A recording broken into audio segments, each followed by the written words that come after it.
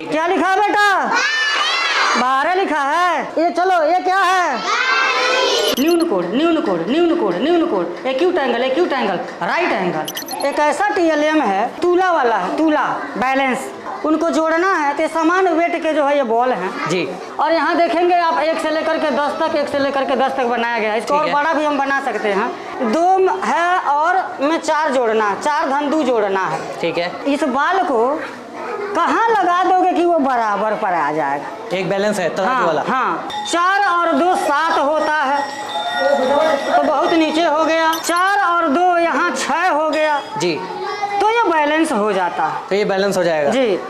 अब जब 4 और 2 बैलेंस हो जाएगा तो कह जाएगा 4 और 2 मिलकर के कितना होता है? 6 होता है। इसी को जोड़ कहते हैं। ये देखिएगा एंगल का कॉन्सेप्ट है। पट्टी प्रकार की सहायता से एंगल बनाया जाता है। दोनों जब एक पर रहेगा तो 0 डिग्री का एंगल बनेगा। उसके बाद से एक्यूट एंगल, जिसको न्यून कोण कहते हैं, राइट एंगल 90 डिग्री हो गया। अब 90 डिग्री से obtuse angle, obtuse obtuse obtuse angle, obtuse angle, obtuse angle, obtuse angle. लेकिन जैसे स्ट्रेट हो जाएगा, स्ट्रेट एंगल हो जाएगा। स्ट्रेट एंगल 180 डिग्री का एंगल बनने लगेगा। उसके बाद से रिफ्लेक्स एंगल हो जाएगा। Reflex reflex reflex reflex reflex reflex angle, reflex angle.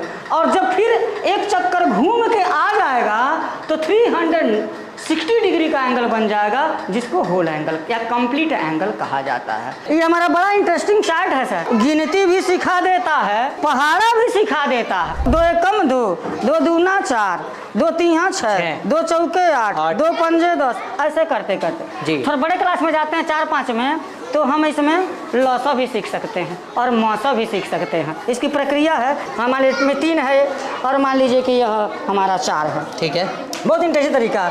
3 एकम 3, 3 दूना 6, 3 त्रिके 9 हो गया, 3 चौके क्या हो जाएगा? 12 हो जाएगा जी। और भी आगे जा सकता है। यहाँ देखिए 4 एकम 4, 4 दूना 8 और 4 तिहा 12 हो जाए, नहीं हो जाएगा? 3 चौके 12, 4 तिहा 12, 12 पर आ गया। इसका मतलब 3 और 4 का जो एलसीएम होगा वो 12 हो जाएगा जी। टेबल पढ़ते पढ़ते दोनों जब एक जगह आ जाएंगे एक संख्या पर, तो वो हो जाएगा उसका जो है एलसीएम। तो ये बहुत ही इंटरेस्टिंग, बहुत बढ़िया कॉन्सेप्ट है, बहुत बढ़िया कॉन्सेप्ट है। खास करके कक्षा 3 में पूर्ववर्ती बता दिया जाता है, पहले की संख्या बाद की संख्या। पहले कहेगा तो इसको इधर जो है इधर पुश कर देगा तो 0 आ जाएगा, यानी कि 1 की जो पूर्ववर्ती है वो 0 है। 1 की उत्तरवर्ती इधर ऐसे पुश कर देगा तो 2 हो जाएगा, मैंने कि 1 के बाद अगले वाला 2। फिर अगर मैं पूछता हूँ कि बेटा 8 का पूर्ववर्ती क्या होगा और 8 का अनुवर्ती क्या होगा, 9 हो जाएगा।